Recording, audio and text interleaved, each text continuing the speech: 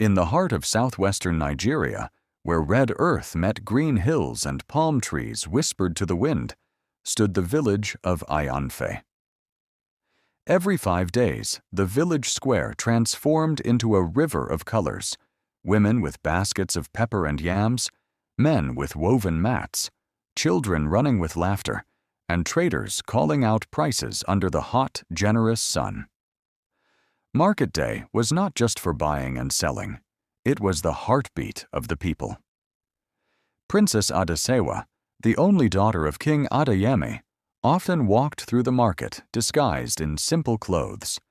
She loved to hear the stories of the people, to feel their worries and their hopes without the heavy curtain of royalty between them.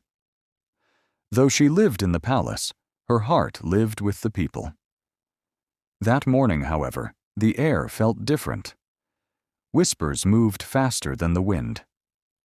The king's men, soldiers led by a proud and harsh captain named Balogun, had been sent to collect a new tax. The people had heard the rumors. The tax was heavy, unfair, and demanded immediately. Many families were already struggling after a poor harvest. Princess Adesewa stood near a stall where an elderly woman, Mama Sola, was arranging smoked fish. "They say they will take our goods if we cannot pay," Mama Sola said quietly, her hands trembling. "What will we feed our children with?" Before Adesewa could answer, the heavy sound of boots echoed into the square. Captain Balogun and his men marched in, their faces stern, their voices sharp. "By order of the king," Balogun announced, "every trader must pay the new market tax today. Anyone who refuses will have their goods seized." A murmur of fear and anger rippled through the crowd. One woman, tall and strong, stepped forward. Her name was Morayo, known for her courage and her honesty. "We respect the king," she said, her voice steady. "But this tax is too much. We were not warned. Our children are hungry. Is this justice?" Balogun laughed, a short, cold sound. "Justice is what I say it is today. Pay, or lose your goods." The soldiers began to move from stall to stall, pushing baskets aside, grabbing yams and cloth. Some women cried, others shouted. The square, once full of music and trade, filled with tension. Princess Adesewa felt her heart burn. This was not what her father taught. This was not the kind of rule she believed in. Morayo was not alone. One by one, the village women stepped forward, young and old, rich and poor. They formed a line between the soldiers and the market stalls. "You will not take our food," one woman said. "You will not treat us like we are nothing," said another. The soldiers hesitated. They were trained to fight, not to face mothers and grandmothers standing with nothing but courage in their eyes. Balogun raised his hand. "Move them aside," he ordered. The women did not attack. They did not throw stones. They stood their ground, holding each other's hands, singing an old village song about unity and truth.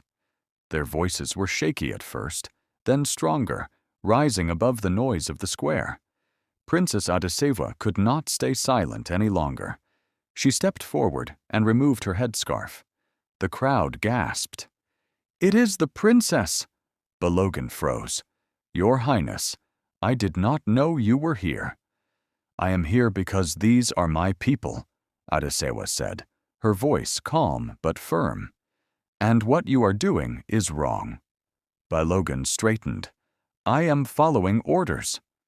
"Then you have misunderstood the king's heart," she replied. "My father taught me that a ruler's strength is not in how much he takes, but in how well he protects." She turned to the women. "Go back to your stalls. No one will take your goods today." Balogun hesitated, then shook his head. "I cannot disobey." "You can," she said quietly, "and you will, because I will speak to the king myself." There was a long, heavy silence. Finally, Balogun lowered his hand. "Men," he said, Stand down." The soldiers stepped back. A soft cheer rose from the crowd, then grew into loud voices of relief and gratitude.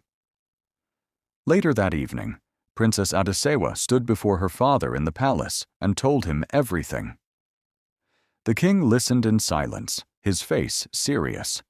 When she finished, he nodded slowly. "You have done well," he said. "A throne is not built on fear, but on justice."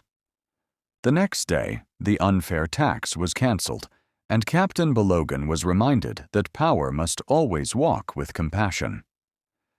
From that day on, the people of Ayanfe remembered that market day not as a day of fear, but as the day courage, unity, and truth stood in the village square and won. And Princess Adesewa learned something too. A true leader does not only wear a crown, she stands with her people when it matters most,